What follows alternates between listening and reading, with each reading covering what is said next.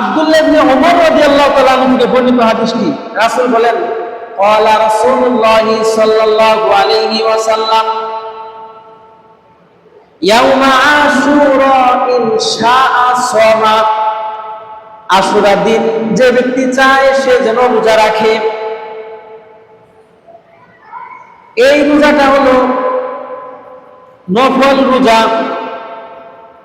রমজানের রোজা ফরজ হওয়ার আগে এই আশুরার রোজাটা ছিল ফরজ রোজা ছিল এই আশুরার রোজা। সেটা কোথায় পাইলাম আমরা? হাদিস শরীফে এসেছেন, সহিহ বুখারীর 2001 নম্বর হাদিস। হাদিসটি বর্ণনা করেছেন আম্মা জান আয়েশা রাদিয়াল্লাহু তাআলা আনহা। আম্মা জান হযরত আয়েশা রাদিয়াল্লাহু তাআলা আনহা বলেন, আমার রাসূলুল্লাহ সাল্লাল্লাহু আলাইহি ওয়াসাল্লাম বিসিয়াম ইয়াউমি আশুরা। আল্লাহ রাসূল আশুরার রোজা রাখার জন্য সাহাবায়ে কেরামদেরকে আমাদেরকে আদেশ করতেন। ফালাম্মা ফুরিদাত রমাদান, যখন রমজান মাসের রোজা ফরজ হয়ে গেল, রাসূল বললেন, ফাকালা কানা মান শাআ সামা ওয়া মান শাআ আফতারা। এখন আশুরা রোজা তোমাদের মধ্যে থেকে যে চায় সে যেন রাখে, আর যে চায় না রাখলেও চলবে। রাসূল বলে দিলেন, যখন রমজানের রোজা ফরজ হয়ে গেল তখন আশুরার রোজা ঐচ্ছিক হয়ে গেল, ঐচ্ছিক। তবে এই আশুরা রোজার অনেক ফজিলত রয়েছে। হাদিস শরীফে এসেছে, অনেক সাহাবায়ে কেরাম বর্ণনা করেছেন যে রাসূল রমজানের রোজার পরে সবচাইতে বেশি গুরুত্ব দিতেন এই আশুরা রোজা। সুবহানাল্লাহ বলি। এই রাসূল আশুরা রোজা 10 মুহররমের রোজাটা কিভাবে আসলো, এর ইতিহাস কি? সহিহ বুখারীর 2004 নম্বর হাদিসে এসেছে, আব্দুল্লাহ ইবনে আব্বাস রাদিয়াল্লাহু তাআলা আনহুমা বলেন, কানান নবী সাল্লাল্লাহু আলাইহি ওয়াসাল্লাম কদিমাল মাদিনাতা।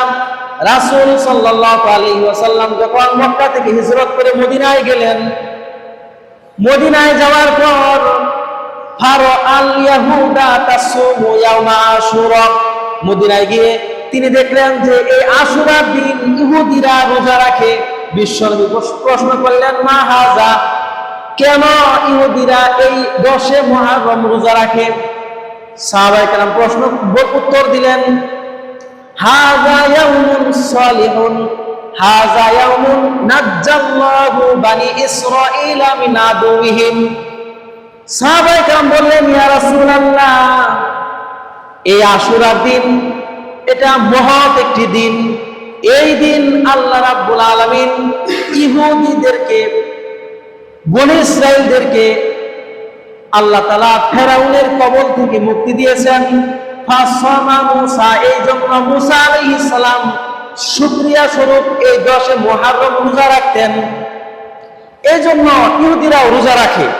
বিশ্বনবী বললেন, শোনো, আনা আহাক্কু বিমুসা মিনহুম, আমি তো তাদের চাইতে মুসার বেশি নিকটবর্তী, মুসাকে বেশি অনুসরণ করি, সুতরাং আমিও রোজা রাখবো।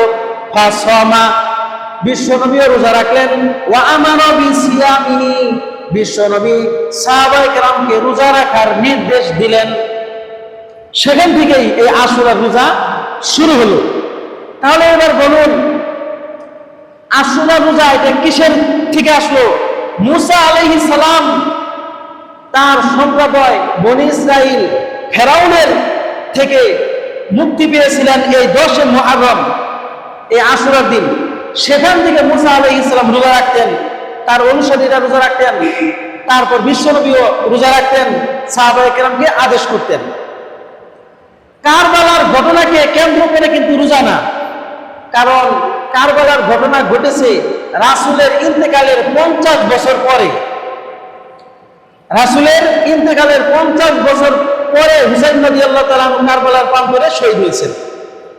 কারবালাকে কেন্দ্র করে রোজা না, এই রোজা হলো মুসা আলাইহিস সালাম বনী ইসরাইল থেকে মুক্তি পেয়েছিলেন এই 10 মুহররম, সেজন্য শুকরিয়া স্বরূপ রোজা। বিশ্বনবী বললেন, তোমরাও রোজা রাখো, তবে ইন্নী বাকিতু ইলা কাবিলিন, আমি যদি আগামী বছর বেঁচে থাকি, ইলা আসুমান্না তাসিয়া, তাহলে আমি আশুরার মুহররম মাসের 9 তারিখে রোজা রাখবো। মুসনাদে আহমদে হাদিসে এসেছে, বিশ্বনবী বলেন, সুমু ইয়াউমা আশুরা, তোমরা আশুরা রোজা রাখো, ওয়া খালিফু ফিহি ইয়াহুদা, এবং ইহুদিদের বিরোধিতা করো, ইহুদিদের বিপরীত করো।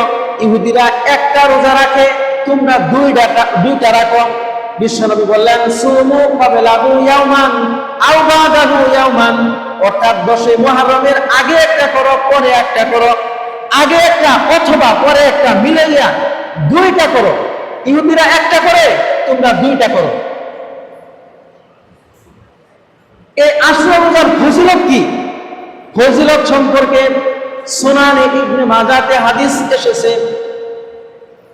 আবু উমামা রাদিয়াল্লাহু তাআলা আনহু থেকে, আবু উমামা রাদিয়াল্লাহু তাআলা আনহু তিনি বলেন, রাসূল বলেছেন, সাওমু ইয়াউমি আশুরা, আশুরার রোজা এর ফজিলত হলো, বিশ্বনবী বলেন, ইন্নী আহতাসিবু আলাল্লাহি, আমি আল্লাহ তাআলার কাছে আশা রাখি যে আল্লাহ রাব্বুল আলামিন এই আশুরা রোজার বিনিময়ে আইয়ুকাফিরুস সানাতাল্লাতী ক্বাবলাহু, আল্লাহ রাব্বুল আলামিন পিছনের 1 বছরের গুনাহ মাফ করে দিবেন।